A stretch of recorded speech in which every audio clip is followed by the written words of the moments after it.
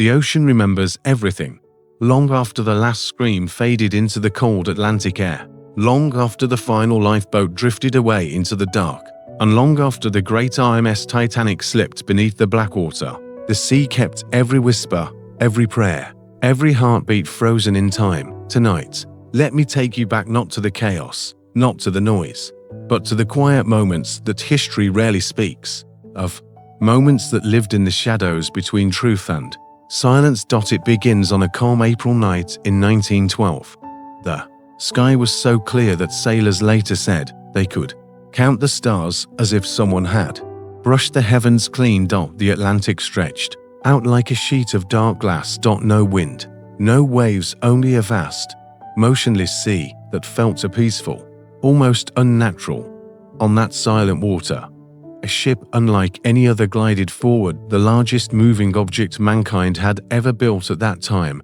Titanic was not just a ship. She was a floating world 4 city blocks long, taller than most buildings of her era, carrying millionaires, immigrants, dreamers, lovers, workers, families. 2,208 souls bound together by one quiet voyage. People often remember the luxury, the gold-trimmed halls, the music rooms, the grand staircase shining under crystal lights. But what they forget are the smaller truths: the gentle laughter on the deck after dinner, the hum of the engines beneath the feet, the soft creaking of steel as the Atlantic breathed around her, and the dreams people carried tucked deep inside their hearts. There was a fire burning in one of her coal bunkers, even before she left Southampton, a smoldering secret the crew tried desperately to control, not sabotage, just a dangerous flaw of the era. Few passengers ever knew. There were iceberg warnings, not one, not two, but several sent by wireless from other ships, but the wireless operators were overwhelmed with personal messages from wealthy travelers.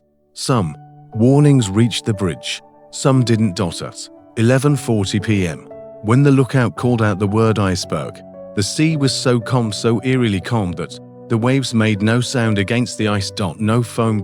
No splash. No warning. Titanic struck quietly, not with a shattering roar, but with a long, deep sigh, as if the ship had exhaled into the night. Passengers in their cabins barely felt it. Many thought it was nothing, a gentle vibration, a slight tremor, a curious noise. But beneath the surface, water rushed in with merciless speed. 5 watertight compartments breached. Titanic could survive 4, not 5. Everything that followed happened slowly, silently, like a tragic lullaby. Distress rockets rose into the air, white instead of red, misleading nearby ships. The closest vessel was only a few miles away, but her wireless operator had gone to sleep minutes earlier. The band played on, not out of drama, but because they were asked to calm the passengers. They played hymns, waltzes, soft melodies, music meant to soothe the frightened hearts of strangers. And still, the night remained painfully quiet. No wind. No waves. Only the sound of water rising somewhere deep inside the hull and the soft creak of steel fighting a losing battle. When Titanic's lights flickered for the last time, a hush fell over the ocean. Even survivors later said it felt like the world was holding its breath. Then she slipped beneath the surface, slowly, with dignity, as if trying not to disturb the sea too much. The cold claimed hundreds within minutes. Only a few lifeboats could return. Most didn't. But the ocean remembers the families who held hands until the very end, the officers who refused to leave their posts, the crew who gave up their seats so children could live, the passengers who whispered final words into the night sky. It remembers the courage, the heartbreak, the sacrifice, and the stillness that followed. Tonight, as you close your eyes, let the quiet waves of the Atlantic carry you back to that forgotten silence, to the echo of soft music, to the stars that watched without blinking, and to the voices beneath the sea that history never fully told. This is not a story of tragedy alone. It is a story of humanity, of love, loss, bravery, and the gentle moments hidden between the lines of history. Tonight, you will hear them. The sea will speak. In the spring of 1912, the Atlantic Ocean felt strangely calm, as if the waves themselves were waiting for something. The sea lay still under a pale blue sky, and across that quiet water, a massive shadow began to move slow, proud, elegant. It was the RMS Titanic, beginning her maiden voyage on April 10, 1912. She stood like a floating palace, taller than the buildings that lined the docks of Southampton. Reporters called her unsinkable, not because she was invincible, but because her engineering was more advanced than anything the world had seen. 11 steel decks, watertight compartments, electric elevators, a grand staircase that glowed like the heart of a ballroom. Everything about Titanic whispered confidence. Thousands gathered to watch her departure. Families waved from the docks, hats lifted into the air, children perched on shoulders. The excitement was real. Europe was buzzing with stories of this dream ship of her size, her luxury, her promise. No one could imagine that within 5 days, the sea would claim her forever. As she left the harbor, her engines hummed beneath the decks, sending a gentle vibration through the ship. Passengers gathered along the railings, watching England shrink behind them. First-class travelers enjoyed music from a live orchestra, perfectly polished silverware, and rooms decorated like royal chambers. But deeper inside the ship, families in third class also laughed, sharing stories of the new lives they hoped to build in America. Hope flowed through every corridor. Titanic sailed smoothly across the English Channel toward Cherbourg, then to Queenstown, Ireland, the final stop before the long journey across the Atlantic. Immigrants crowded the decks as the ship prepared to leave Europe for good. Many kissed the air toward their homeland, knowing they might never return. When Titanic finally turned west, toward open ocean, a gentle wind wrapped around her bow. The water shimmered beneath the afternoon sun. Above deck, crew members talked quietly, unaware of the iceberg warnings that would come later. Children chased each other near the railings. Couples walked hand in hand along the promenade. Life felt safe, warm, hopeful. But even in these early days, there were small signs the world ignored. Deep inside Titanic's coal bunkers, a fire smoldered quietly. It had started before the ship even left Southampton. Fires in coal bunkers weren't unusual for that era, but this one burned hotter and deeper. Firemen worked around the clock, shoveling coal, trying to starve the flames. Passengers never knew. They smiled, unaware that heat was weakening parts of the ship's inner steel. Above deck, the wireless room buzzed constantly. Messages from wealthy passengers poured in: reservations, greetings, plans. Titanic's wireless operators were overwhelmed. When the first iceberg warnings arrived from other ships in the area, some were delivered to the bridge, others were pushed aside, waiting to be forwarded later. Still, Titanic sailed with confidence. On April 13th, the weather shifted. The sea grew calmer, so calm that sailors referred to it as a deadly calm, because waves usually revealed hidden dangers. But on this night, the water was flat like polished glass. If an iceberg stood in the distance, there would be no breaking waves around it, no warning glow of white foam, just silent ice. On April 14th, the temperature dropped sharply. Passengers wrapped themselves in coats as cold air swept across the decks. The sky was clear. Stars sparkled like crystals on black silk. Some said it was the most beautiful night they had ever seen. But beauty can hide danger. Throughout the day, more iceberg warnings arrived. The ship Californian sent the closest one: large icebergs, stop your engines. Titanic received the message, but the wireless operator was busy sending passenger telegrams. He told the Californian operator, "Shut up, you're jamming my signal." The warning never reached the captain. By evening, Titanic moved deeper into icy waters. The crew increased the lookout, but there were no binoculars. The key for the lockbox had been mistakenly left on shore. Lookouts in the crow's nest scanned the dark horizon with their eyes alone. At 10:30 p.m., a strange stillness settled. No wind, no waves, no sound except the steady thrum of the engines. Officers on the bridge commented on the unusual calm. The Atlantic felt like it was holding a secret beneath its quiet surface. Passengers danced in the first-class lounge. Others smoked cigars, played cards, or walked the decks under the cold moonlight. In third class, Families sang softly, children falling asleep in their mothers' arms. At 11:40 p.m., the lookout rang the bell 3 times and shouted down the telephone, "Iceberg right ahead." Titanic's officers reacted instantly. Hard to starboard, full reverse. The ship began its slow, heavy turn, but the iceberg was too close. The sea was too calm, the night too dark. There was no echo of waves crashing against ice. No sound to reveal its shape, only a long, deep scraping noise as steel brushed against frozen stone. Many passengers barely felt anything. Some thought it was a minor jolt. A few heard a faint vibration beneath their feet. But below the surface, 5 compartments were torn open. Water rushed in, cold and merciless. Titanic could float with 4 flooded compartments, not 5. As the crew inspected the damage, a quiet dread spread through the ship. Officers exchanged glances. Some swallowed hard. They knew the truth before anyone said it aloud. Titanic was sinking.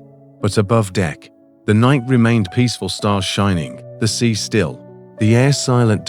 No one knew that within 3 hours, the greatest ship ever built would disappear beneath the Atlantic forever. For the first few minutes after the collision, Titanic felt strangely calm. The engines slowed. The vibration faded. The passengers barely reacted. In first class, people looked up from their card games. Some paused their conversations, tilting their heads, listening for another sound. But when nothing came, they simply continued their evening. A few joked that the ship had hit a whale or turned a little too sharply. No one imagined the truth. Deep below them, however, water rushed through the torn plates with a fierce, icy strength. The ocean flooded the first 5 compartments in seconds, rising rapidly over iron floors. Firemen dropped their tools. As the freezing water surged into the boiler rooms, they shouted to each other, voices echoing in the metal caverns beneath the ship. Chief Engineer Joseph Bell immediately ordered the watertight doors sealed. Massive steel doors slid down with a heavy groan, trapping the incoming water in separate chambers. It slowed the flooding, but not enough. The damage stretched too far forward, too deep below the surface. Meanwhile, Captain Edward Smith arrived at the bridge. "What have we struck?" he asked, voice tense. "A berg, sir," came the reply. "Close the watertight doors." "They're already closed." Smith's normally calm face tightened as he studied the ship's slight forward tilt. He ordered the carpenter to sound the ship, check how fast she was filling. The carpenter returned quickly, breathless. "She's taking water fast, very fast." Only minutes later, Thomas Andrews, the ship's builder, who knew Titanic better than anyone, walked into the bridge. He inspected the damage with a quiet intensity. His face gradually changed from focused to pale. "The first 5 compartments are flooded," he said softly. "She can stay afloat with 4, not 5. He looked at Captain Smith with a hollow expression. "It is a mathematical certainty. Titanic will sink." "How long?" the captain whispered. "An hour. 2 at most."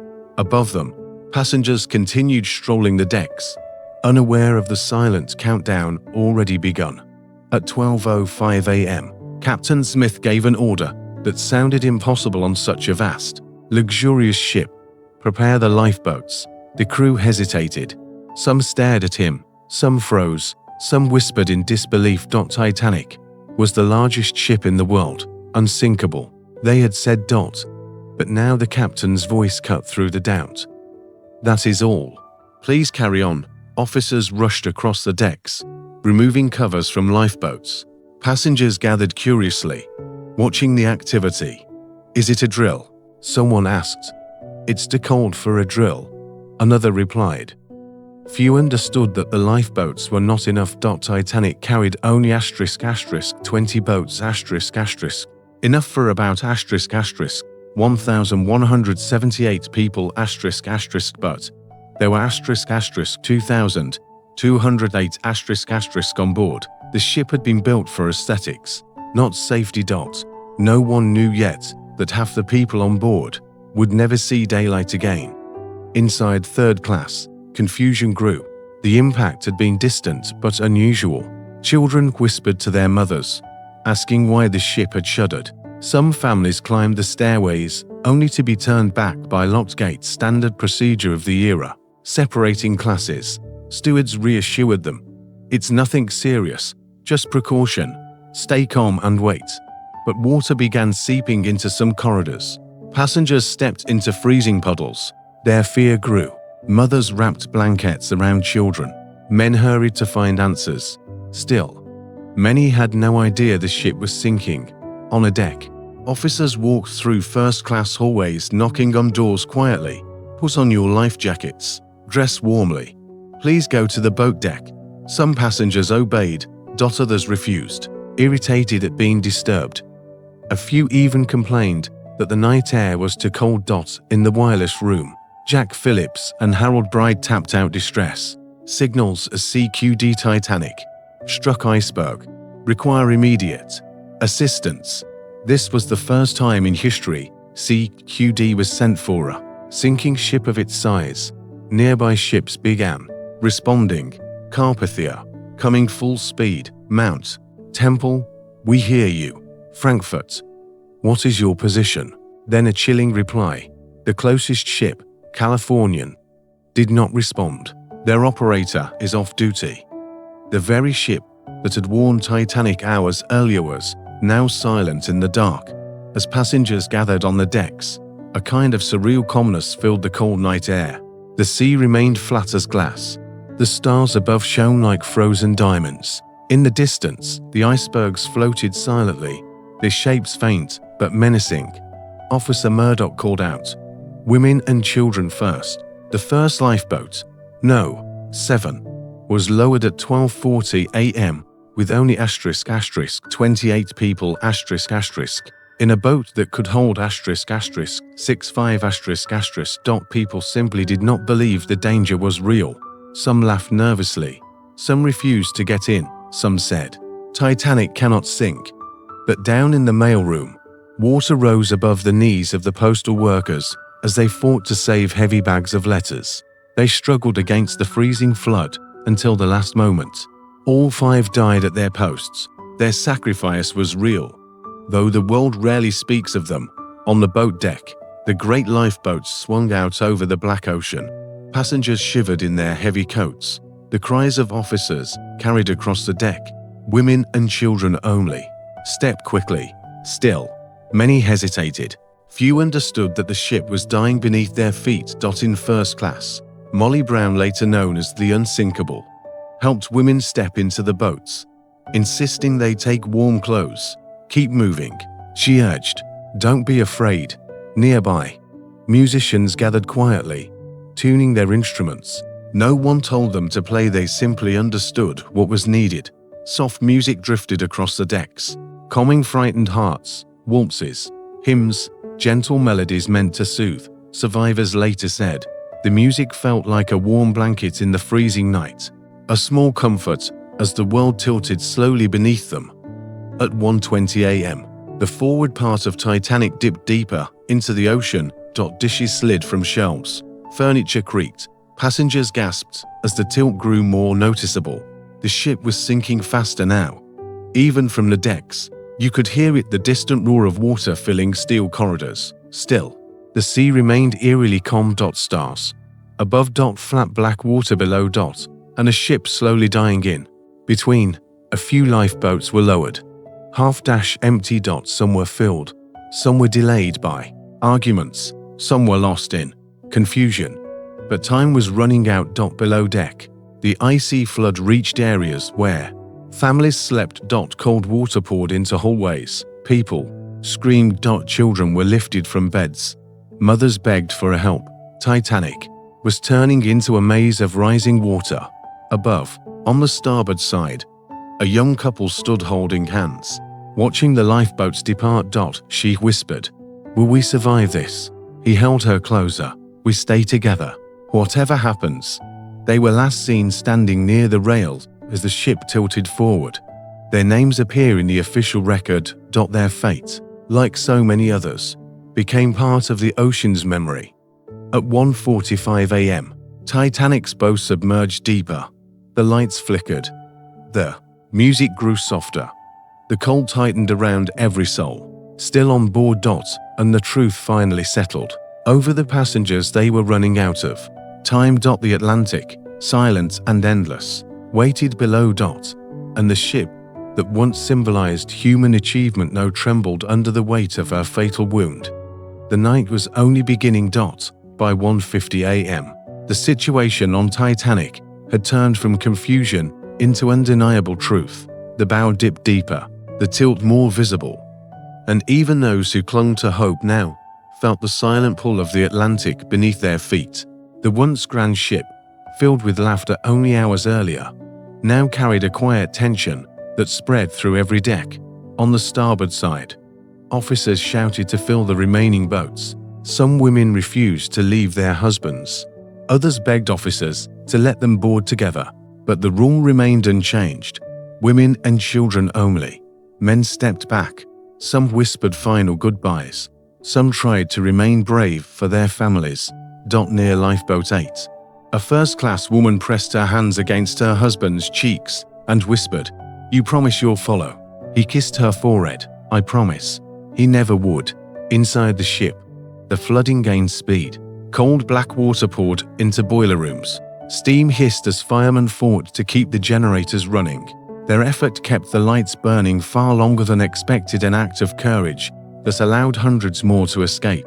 Many of those men stayed below, knowing the rising water would cut off any path back to the decks. Their sacrifice illuminated Titanic's final hours.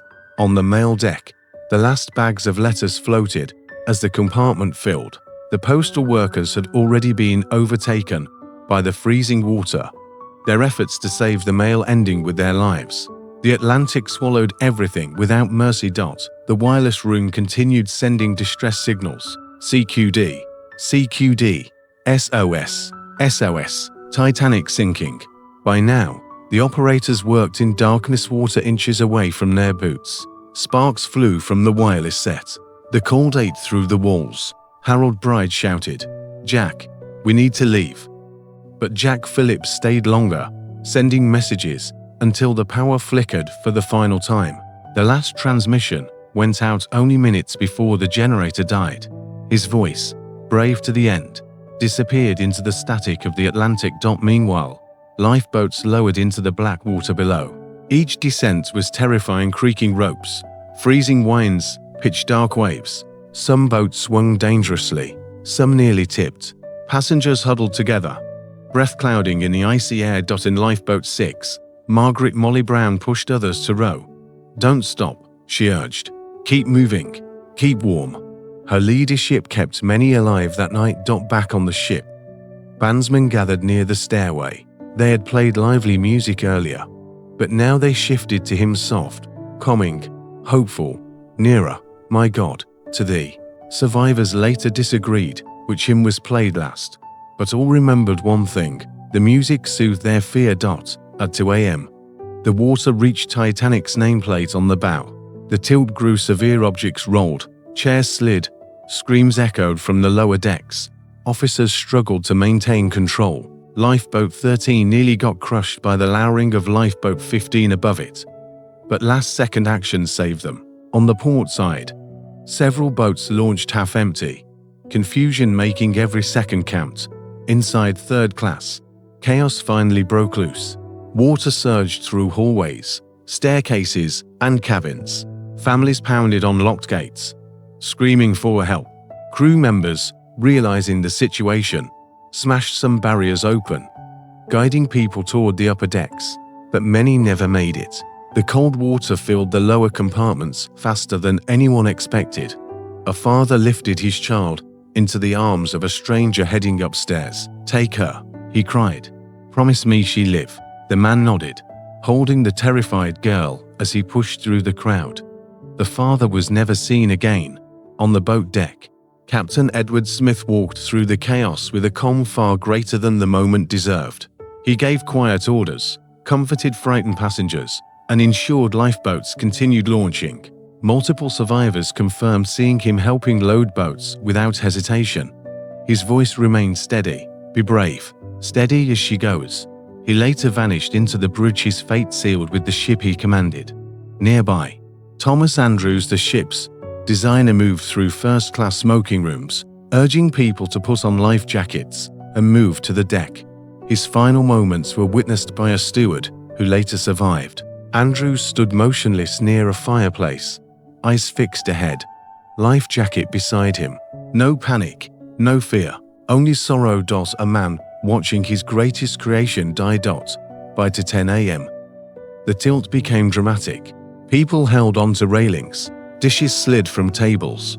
The grand staircase shimmered under its glass dome for the last time. Officers shouted for the final boats. The crew begged passengers to board. But now there were almost no women and children left on deck. Men were finally allowed. A few stepped forward, a few backed away. Refusing to take seats meant 4 others. A few jumped, desperate to survive. Lights flickered, then dimmed, then glowed again briefly. A final breath of a dying ship. In the freezing waters surrounding Titanic, the first lifeboats watched in stunned silence. They clutched their children, their blankets, their fear. The ship's bow had nearly disappeared.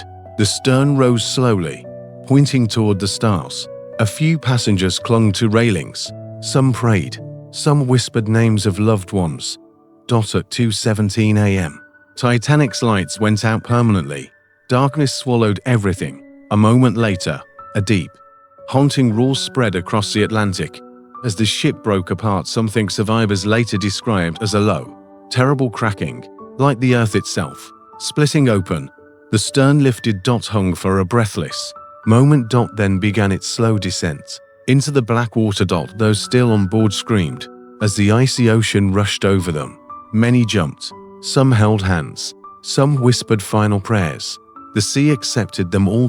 Far above the waves, the stars shone silently, cold and unmoving, the same stars that had watched the ship depart from Southampton only days before. And now, in the darkness, a great cry rose from the water. Thousands of voices calling for help, echoing into the night, fading into the cold. In the lifeboats, survivors listened, tears burning against the frost on their cheeks. They wanted to row back. They wanted to help. But the freezing water would kill them too. The cries continued, then softened, then fell into silence. At 2:20 a.m., Titanic Pride of the White Star Line disappeared beneath the Atlantic Ocean forever. The sea became still again, and history changed. When Titanic disappeared beneath the Atlantic at 2:20 a.m., an eerie silence settled over the ocean. For a few long seconds, the world felt frozen, suspended between life and death. The black water, moments ago filled with screams, now rippled quietly under the pale starlight.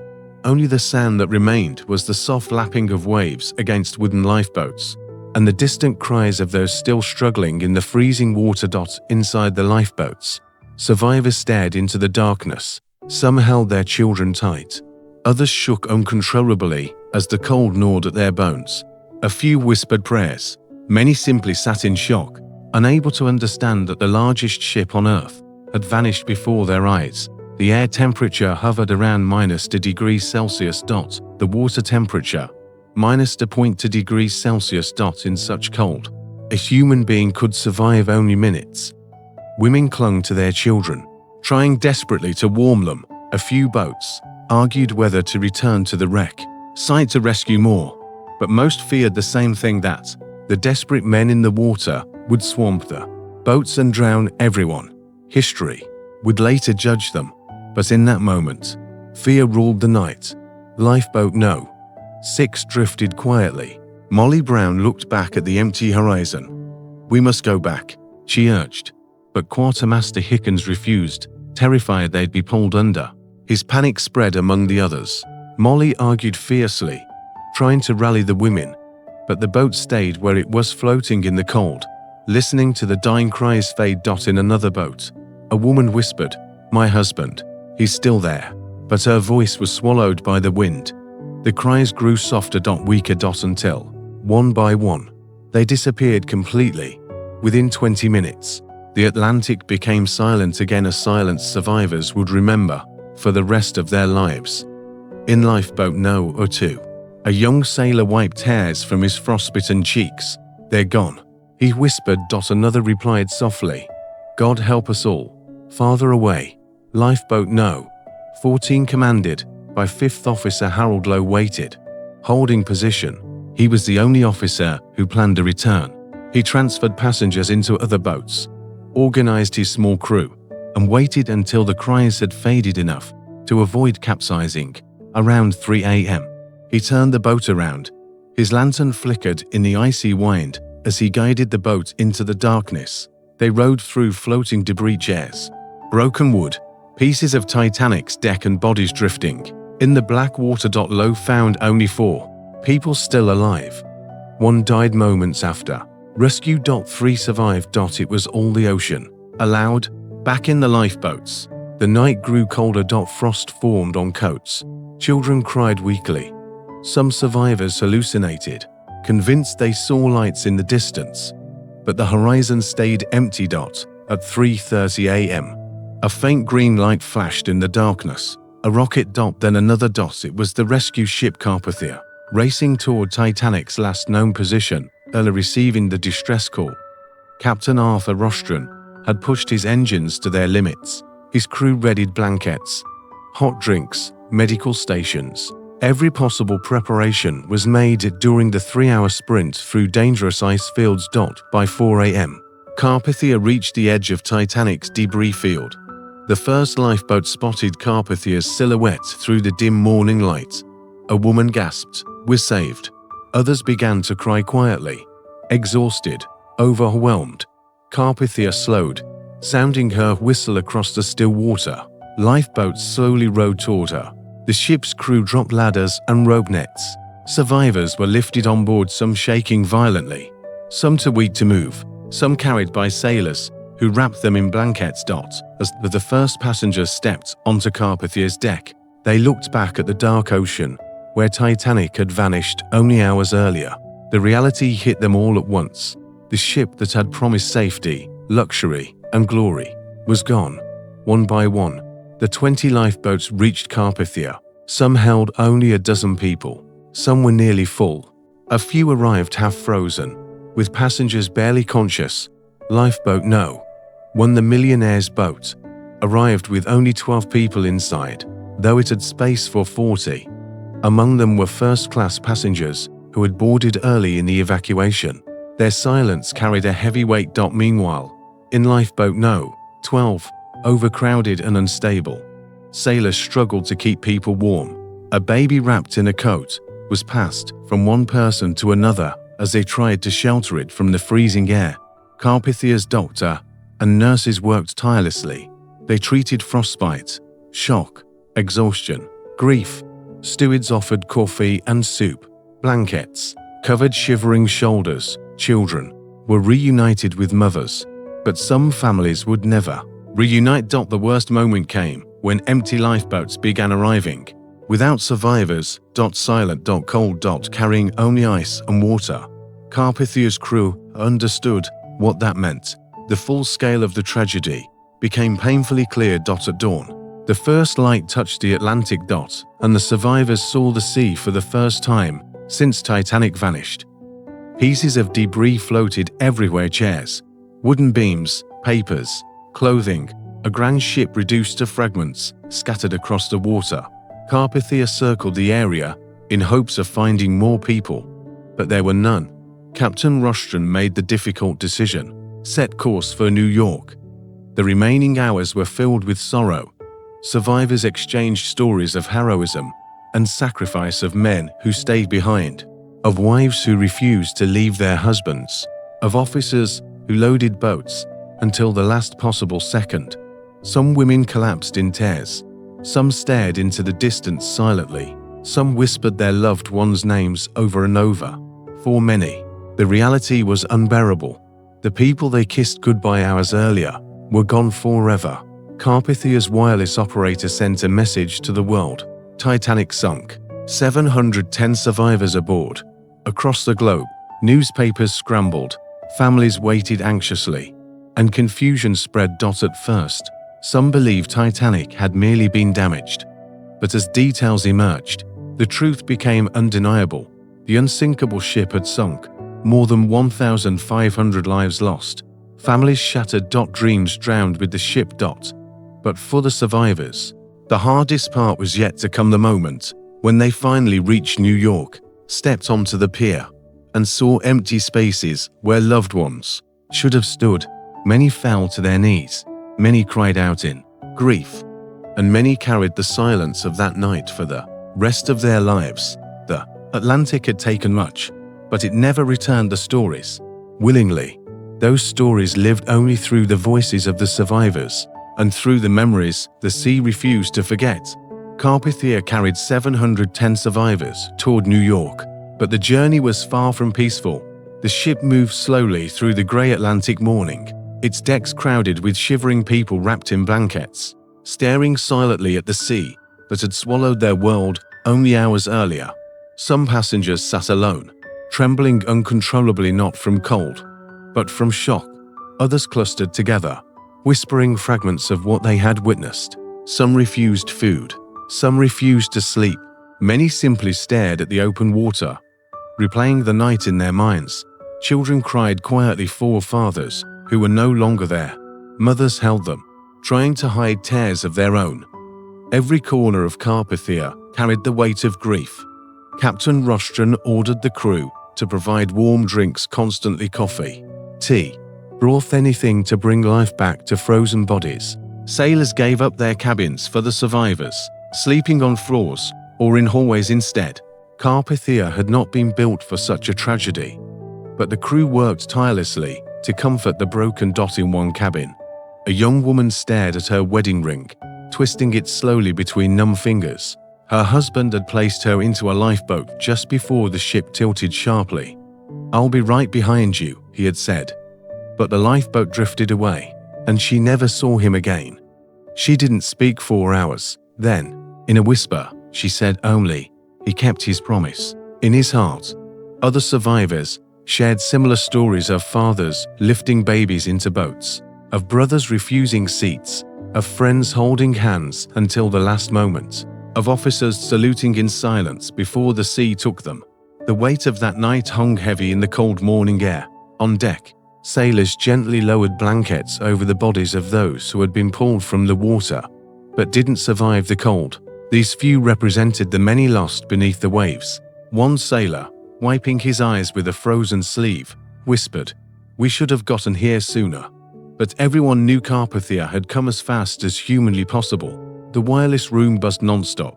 Harold Bride, the surviving Titanic operator, whose feet were badly frostbitten, sat beside Carpathia's operator and continued sending messages not for himself, but for the families of the dead and living. He reported names of survivors, ship details, and updates to the world. He never stopped to rest, even though he could barely stand. When offered a break, he only said, "There are too many waiting to hear." His dedication that night became one of the quiet acts of heroism history often forgets. Meanwhile, across the ocean, news of Titanic's sinking spread slowly, confused by early misreports. Some newspapers claimed Titanic was afloat, towed by another ship. Others said all passengers were safe. Families rushed to telegraph offices, demanding answers. Mothers waited in crowded rooms with trembling hands pressed to their mouths. Wives clutched photographs of their husbands. Children asked, "Is father coming home?" For many, the truth wouldn't arrive until Carpathia reached the pier. On board, as daylight grew stronger, survivors began telling their stories more clearly. One fireman described the rising water below deck. "It came like a black wall. We had seconds to run." A stewardess recounted, "The moment the lifeboats lowered, I saw husbands waving, and then they were gone." A young girl spoke about a stranger who had lifted her into a boat. He smiled and said, "Be good. I don't know his name." An elderly couple recounted how they refused to be separated. "We lived together," the woman said softly, "and we chose to die together." Their love story would later become one of the most remembered acts of devotion from that night. As Carpathia moved southward, the ocean shifted again. The ice field that had destroyed Titanic drifted behind them, leaving the sea calm and silent. Survivors watched the open water dark, endless, indifferent. A few whispered that the sea looked beautiful. A few said it looked haunted. Most agreed it looked exactly the same as the night before. That was the hardest truth for many too. Except the ocean did not change. The world did not change. Only their lives had. Broken in half. In the middle of the voyage, a sailor found a small wooden plank floating near Carpathia's path. Stuck on the edge was a piece of blue cloth likely from Titanic's deck furniture. He lifted it from the water, staring at it for a long moment before handing it to a grieving woman who recognized the pattern. She pressed it to her face and sobbed. Quietly, it was the last piece of the life she had known. The survivors clung to each other in those hours. They shared blankets, memories, and quiet strength. Even strangers became family, united by loss. A woman from third class held the hand of a first-class passenger, whispering, "We survived together." Titles and wealth meant nothing now. In one corner, a group of young men comforted a little boy who had lost both parents. "We'll take care of you," they promised, and they did for the rest of the journey. As Carpathia continued toward New York, survivors began writing letters, some to reassure family they were alive, others to tell the last words of loved ones, and others never finished at all. One young man wrote, "I cannot forget the music they played until the sea took them." Another wrote, "I saw bravery that night I will never see again." And many wrote simply, "I survived. I don't know why." On the final night before reaching New York, the survivors gathered on deck. The sky above was starless, covered by thick clouds. The sea below was dark and still. Someone suggested a moment of silence. For 1 minute, no one spoke. No one moved. No one breathed loudly. The only sound was the gentle hum of Carpathia cutting through the water. In that silence, survivors remembered faces lost, names whispered, promises broken, and the final song played on Titanic's deck. Many wept in silence. Others stared into the horizon, trying to understand the meaning of survival. Some said they felt the presence of those who had died, a quiet comfort in the cold wind. As dawn approached, faint lights appeared on the horizon. New York. The survivors whispered to each other, "We're home." But the word felt heavy. Because for many, home was now a place with empty chairs and unanswered questions. Carpathia slowed as it neared the pier. The sight of thousands waiting on shore, families, reporters, rescue teams filled the survivors with both relief and dread. The truth was about to be revealed to the world, and the world would never be the same again. For the first time since Titanic disappeared, the survivors felt their grief returning like a wave, soft, cold, and impossible to escape. The sea had taken much, but now, on the edge of a new shore, the survivors carried the memories forward, stories that the ocean could no longer silence. When Carpathia finally slowed near New York's coastline, dawn was only beginning to rise. For 3 days, the survivors had existed in a fragile, drifting world between past and present, between the ship that was gone and the land they were about to face. But nothing could prepare them for what waited on shore. As the first outlines of the city appeared through the morning haze, survivors leaned over the railings. Some gasped, some covered their mouths, others began trembling again, as if the cold of that night had returned all at once. Thousands, perhaps tens of thousands, were waiting. The news had spread across the world. Families, reporters, doctors, police, clergy, volunteers, everyone gathered near Pier 54. Some held lanterns, some held blankets, many held photographs, desperately searching the horizon for the face of someone they feared they'd never see again. Carpathia's whistle blew a long, deep cry that echoed across the harbor. A hush fell over the crowd. Survivors clutched the railings as the ship gently turned, preparing to dock. For some, the sight of New York brought a flicker of relief. For others, dread tightened their throats, because stepping off Carpathia meant facing a new life, one forever changed. Before docking, Captain Rostron made a decision.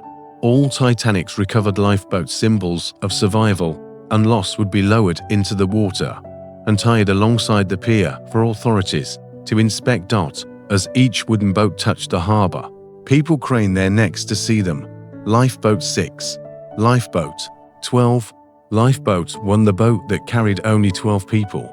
Some boats still had ice clinging to the wood. Some had blankets frozen stiff. They were silent witnesses to the night the world lost. 1,500 souls. When the gangway finally dropped, the first survivors stepped onto the pier. Instantly, chaos erupted. Families rushed forward, calling names. A mother screamed for her son. A young woman collapsed into the arms of her fiancé, sobbing uncontrollably. Reporters shouted questions. Flashbulbs exploded like sudden lightning. Police struggled to control the crowd. Some survivors looked around desperately for loved ones who weren't there. When they realized the truth, their faces crumpled under the weight of grief. One man walked down the gangway alone, holding a child wrapped in a white blanket. A woman pushed through the crowd. "That's my baby," she cried. He handed the child to her, whispering, "Your husband." He put her in my arms. "He didn't make it." She collapsed to the ground, clutching her daughter. Scenes like this repeated again and again. Hope shattered, hope restored, grief multiplied. Inside Carpathia, survivors who couldn't walk were carried ashore. Nurses escorted elderly passengers. Sailors helped those who had frostbite. Doctors waited with stretchers. But for the wireless operator, Harold Bryant, his feet swollen and bandaged, reporters surrounded him before he could even reach the gate. Is it true the band played until the end? Did Captain Smith survive? What happened when the lights went out? He answered softly, but each word came from a place of exhaustion. Then, seeing his condition, a group of sailors shielded him from the crowd and helped him to an ambulance. Meanwhile, across the pier, lists of survivors were posted on wooden boards. People pushed, shoved, cried out names. Some found the names they prayed for, some didn't. A woman fainted when she spotted her husband's name. Another woman screamed when she could not find her son's. In the corner, a boy of only 8 years old waited alone, clutching a small toy from Titanic's playroom. No one knew who he belonged to. Eventually, he was identified as a European child whose father had died on the ship. His mother had been lost even earlier in the voyage, long before the sinking. His story, too, would become part of Titanic's legacy. Reporters followed survivors relentlessly. One journalist approached an elderly man wrapped in a blanket. What was the final moment like? The man stared at him with empty eyes and replied, "The sea was very quiet." Many survivors refused to speak. Some couldn't, some wouldn't, some simply walked forward, wanting to forget the sound of water swallowing steel.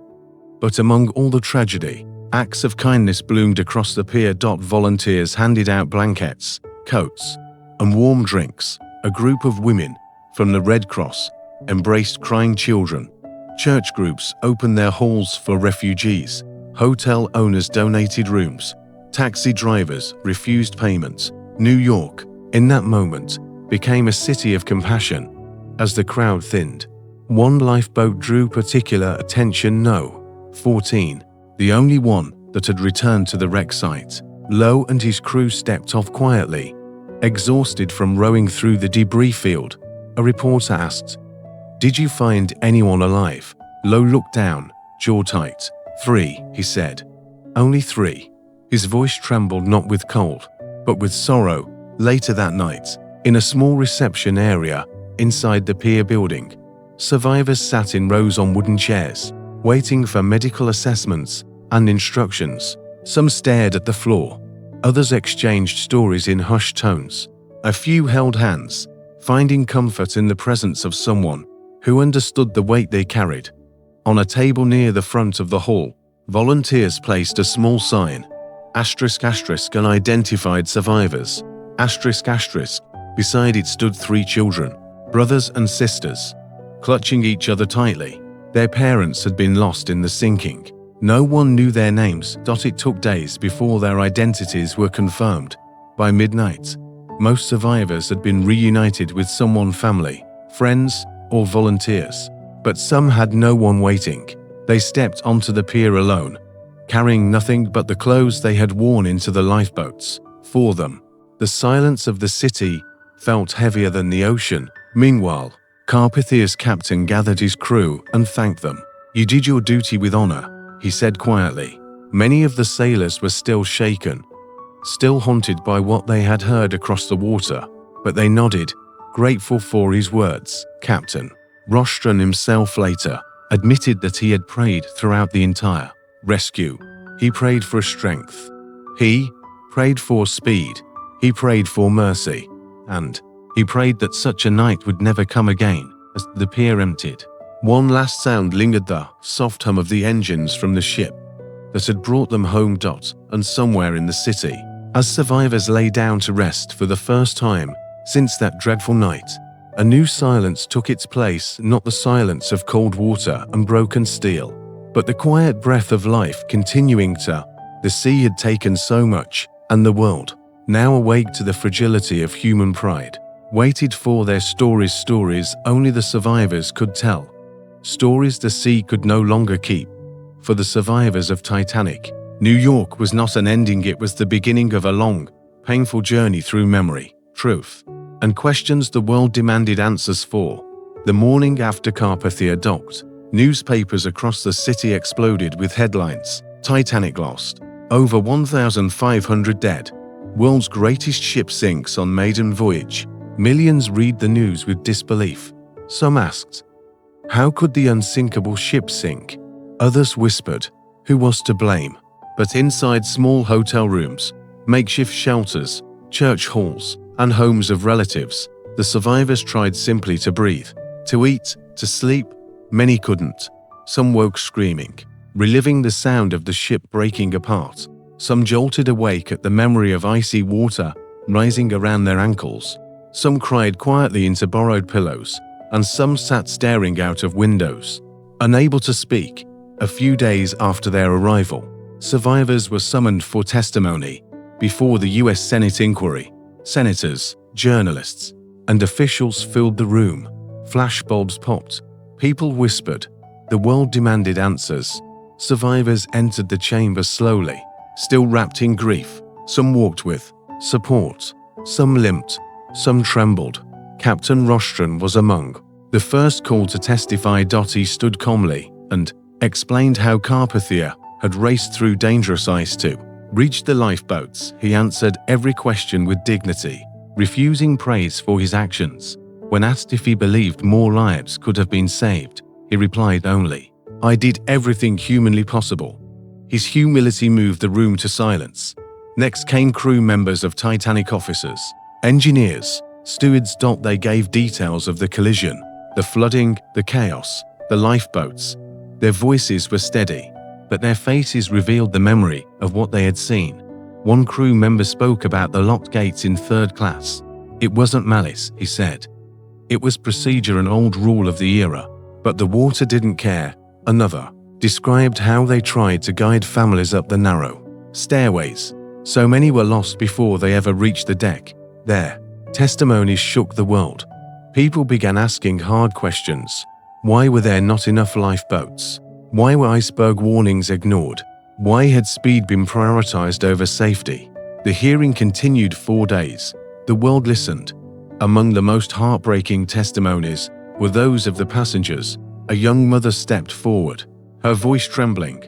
"My husband put me in a lifeboat. He kissed our son," he said. "Take care of him for both of us. I never saw him again." A teenage boy described the moment he lost grip of his father's hand as the crowd pushed toward the boats. "He told me to be brave. I tried, but the water separated us." Stewardess spoke softly about the band that played until the ship went under. "They brought comfort when fear threatened to break us."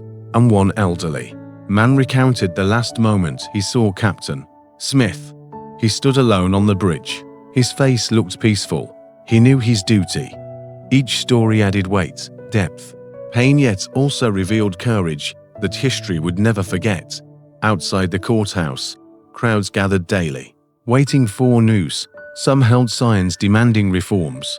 Others simply stood there, silent, supporting the survivors as they entered and exited the building.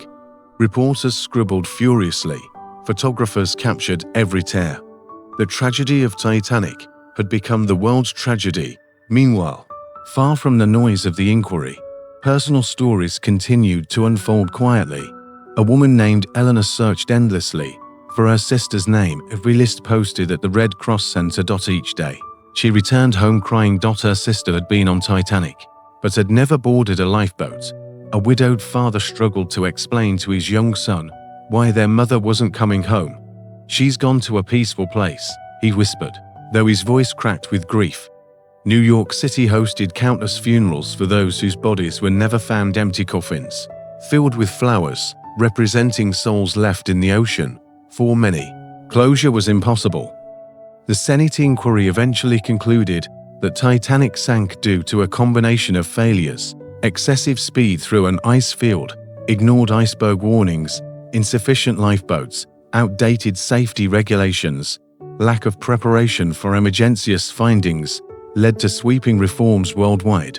Ships were now required to carry enough lifeboats for all passengers. Ice patrols were established to monitor dangerous waters. Wireless operators had to keep radios active 24 hours a day. Safety drills became mandatory. Titanic's loss reshaped maritime history. But for the survivors, the changes brought no comfort. One night, a group of them gathered in a quiet chapel in New York. Candles flickered softly.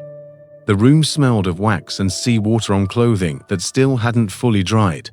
A minister spoke gently. "You have endured what few can imagine. Let your voices become the memory of those who cannot speak." Some survivors prayed. Some cried softly. Some sat in silence, holding hands with strangers who now felt like family. Life slowly resumed its rhythm around them. Streetcars rattled. Children played. Shops opened. But survivors walked through this world differently, quieter, slower, carrying an invisible weight. A woman who had lost her entire family moved into a small boarding house near Central Park. Each morning, she walked the same path, always stopping by the lake. She stared at the water until she cried, then returned home. A young man from steerage found work at a factory, but co-workers noticed he often froze at the sound of metal clanging. It reminded him of the ship groaning. It broke apart. A little girl who had survived with her mother refused to sleep in a dark room. Every night, her mother lit a lamp and told her, "The light will stay on. I promise." The ocean had taken much more than lives. It had taken peace, innocence, and the belief that the world was safer than it truly was.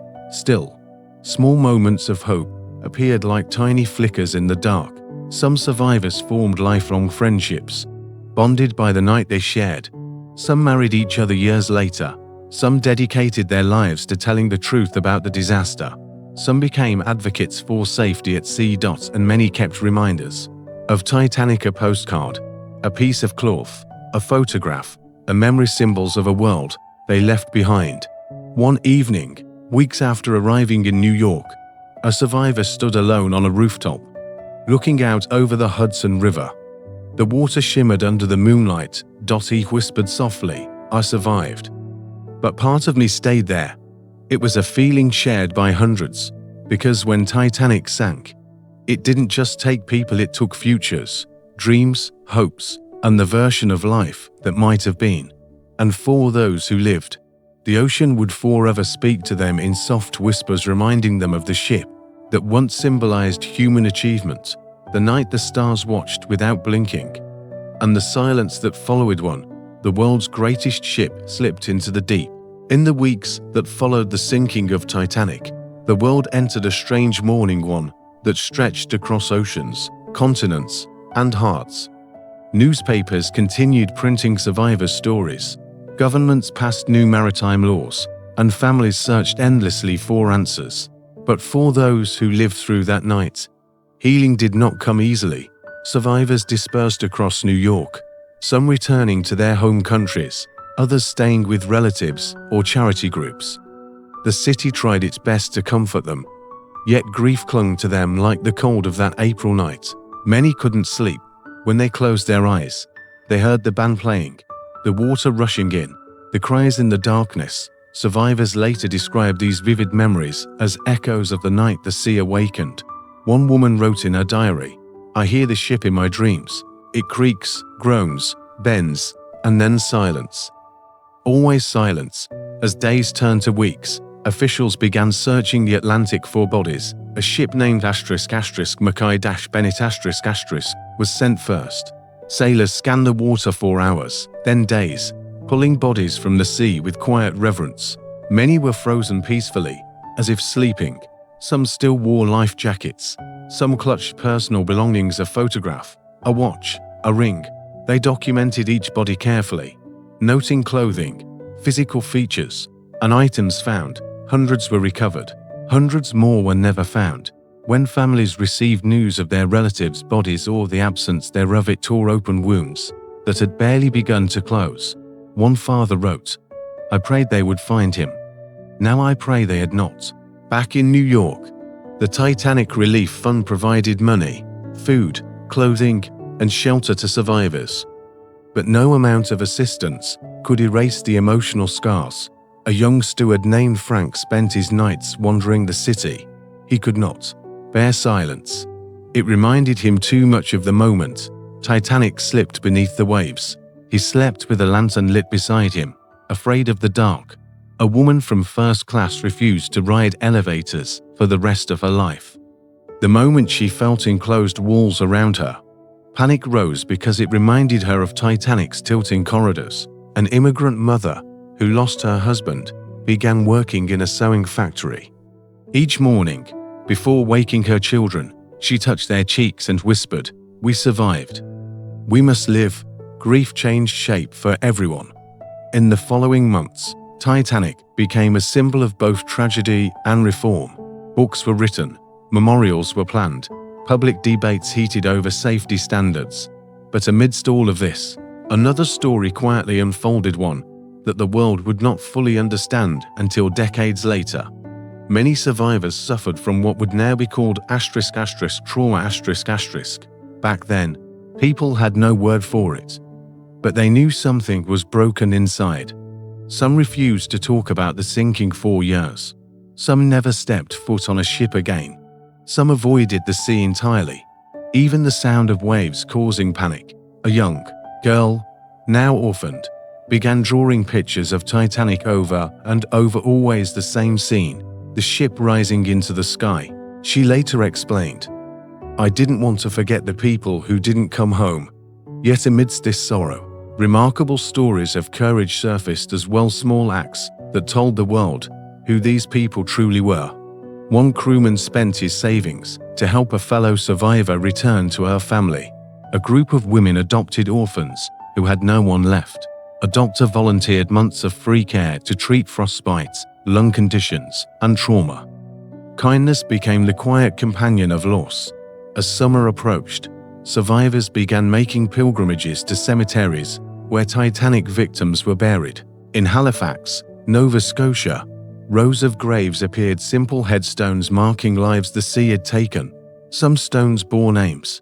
Many read only *** unknown. *** survivors knelt beside them, leaving flowers, letters, or small trinkets. One man placed a tiny silver locket on an unmarked grave and whispered, "This may not be yours, but you were someone's love." During this time, newspapers continued to interview survivors, but many refused to speak. They felt words could never capture what they had seen: the cold, the darkness, the strength of those who had stayed behind. When pressed by reporters, one survivor simply said, "The sea knows, and I know." That is enough. Months after the disaster, a memorial service was held near the harbor where Carpathia had docked. Hundreds attended. Survivors sat quietly, each lost in private memory. The ceremony ended with a lone violinist playing the same hymn the band had played on Titanic's deck. A soft wind carried the melody across the water. Some survivors wept openly. Others closed their eyes, breathing deeply, letting the music carry them back, not to the terror, but to the courage they witnessed that night. In the years that followed, Titanic's legacy grew. Children born long after the tragedy heard stories from their parents and grandparents. Historians studied diagrams and testimonies. Writers created novels and films. Though few captured the truth as survivors remembered it, but for those who lived, The story was not one of luxury or spectacle. It was a story of humanity, of people showing strength in unimaginable circumstances. One survivor later said, "There were heroes at night, but they had no capes. They had courage, and they had love." As survivors aged, they often gathered for anniversaries. They shared warm smiles, held hands, and comforted each other. Some laughed softly at memories of moments before the collision, a dance, a dinner, a joke, a conversation under the stars. But when they spoke of the sinking, their voices always softened, as if the sea still listened. One elderly survivor whispered during a reunion, "Time has healed some wounds, but not the ones made of water." By the end of 1912, life had moved forward for much of the world. Ships sailed again. Business resumed. Cities grew. But Titanic left a shadow that remained a reminder of human vulnerability, of decisions made too quickly, of warnings ignored, and of the quiet bravery that emerged when all else was lost. For the survivors, the ship was never just a story. It was part of their soul. Some carried nightmares, some carried guilt, some carried gratitude, and all carried memories of a night when the stars watched silently, when steel gave way to ice, and when the ocean whispered the names of those it took. And as 1912 drew to a close, one truth remained clear: Titanic was gone, but her echoes were not. They lived on in the survivors, in their stories, their tears, their strength, and the quiet reminders they left behind, pieces of a past the world would never forget. As the years passed, the survivors of Titanic grew older, but the memory of that night remained sharp, etched into their minds like cold lines carved into steel. Time softened some wounds, but others lingered quietly, waiting to surface in moments of silence or in dreams where the ocean still called their names. Many survivors married, built families, found work, and moved cities. They lived outwardly ordinary lives, but inside, the echoes of the Atlantic remained. They rarely spoke of the sinking unless asked directly, and even then, their words came slowly, gently, sometimes with trembling hands. In private moments, they lit candles on anniversaries. They kept small reminders: a postcard, a handkerchief, a locket, a ticket stub. These simple objects became sacred links to a world lost beneath the waves. In 1915, 3 years after the tragedy, a memorial was erected in London honoring the brave musicians who played until the ship disappeared. When it was unveiled, a crowd gathered under a cloudy sky. Survivors stood together, listening as the names of the band members were read aloud. Some closed their eyes, some wiped tears quietly, someone whispered. Their music reached heaven first. The world had not forgotten them. Meanwhile, the families of those who died continued their own quiet rituals. On birthdays, they placed flowers near the sea. On holidays, they left a chair empty at the table. On evenings, when the sky turned dark blue, some believed they could still hear faint music, a memory carried on the wind. One mother wrote in a letter, "I know he is gone, but every wave reminds me that his spirit is still moving." Over the decades, Titanic's story became known everywhere, in classrooms, books, museums, and exhibits. Survivors were sometimes asked to attend events or speak publicly. Some declined, still haunted. Others accepted, wanting to ensure the truth was never lost. At one lecture, a survivor told the audience, "I do not speak to relive the pain. I speak so no one forgets the courage I saw." Her voice was soft, but it filled the room. In the 1930s, when technology advanced, a few survivors were interviewed on radio broadcasts. Their voices were quiet, filled with pauses, as if each memory required breath and strength. One elderly man said, "It was not the cold that stayed with me. It was the stars. They watched everything, unblinking." Another survivor added, "I remember the silence after the ship went down." The sea does not forget. It holds stories. Listeners across the world sat in their living rooms, transfixed by voices that carried history. As decades went by, the world changed dramatically. Wars came and went. New ships were built bigger, faster, safer. Airplanes filled the skies. The Titanic disaster, though still remembered, seemed distant to younger generations. But for the survivors, it was never distant. Even in their old age, their eyes sometimes drifted toward the horizon, their breath slowing, as if listening for something only they could hear. A survivor named Edith, who lived to be nearly 100 years old, told her granddaughter one night, "Whenever I hear the sound of water in the sink or the rain on the roof, for a moment, I am there again." Her granddaughter held her hand and whispered, "You survived." Edith nodded slowly. "Yes, but part of me stayed with the ship." In 1958, the film A Night to Remember was released, one of the most accurate depictions of the sinking ever made. Many survivors were invited to early screenings. During one showing, as the ship in the film tilted and the deck chairs slid, a survivor quietly left the theater, overcome with emotion. She later said, "It was real enough to bring back the smell of cold steel." Another survivor watched the entire film in silence. When the lights came on, tears filled his eyes. "They did it respectfully," he whispered. "They honored the truth." In the 1960s and 70s, more survivors passed away. Their obituaries almost always mentioned Titanic not as a badge of fame, but as a part of their soul. They were known as the last child survivor, the last stewardess, the last third-class passenger, the last musician's relative. Each passing felt like a page of living history, closing forever. Even so, their families kept stories alive. Grandchildren wrote memoirs. Historians conducted interviews. Schools invited relatives to give talks. Museums built exhibits with artifacts, a violin, a coat button, a piece of wood from a deck chair. These objects carried whispers of the night the world changed. By the 1980s, one of the greatest questions still remained: where exactly was Titanic? Many believed the ship was lost forever, too deep, too remote, too silent. But in 1985, a joint American-French expedition led by Dr. Robert Ballard finally discovered Titanic's resting place, 2 miles beneath the ocean surface. The images shocked the world. The bow, still majestic in shape, sat upright on the seafloor, covered in rust and surrounded by debris. When survivors saw these photos, emotions varied. Some cried, some felt peace, some whispered prayers. One survivor said, "She looks asleep." Another quietly murmured, "It feels like seeing a grave." Many had mixed feelings: relief in knowing the ship was found, and heartbreak in seeing it so still, so far below sunlight. After the wreck's discovery, new interest in Titanic surged again. Books were released, television specials aired, historians studied new evidence. But even with all the attention, one survivor reminded journalists, "Do not forget the people. The ship is steel, the stories are human." And the human stories were what the world began to treasure most. In their final years, many survivors continued sharing advice shaped by the tragedy.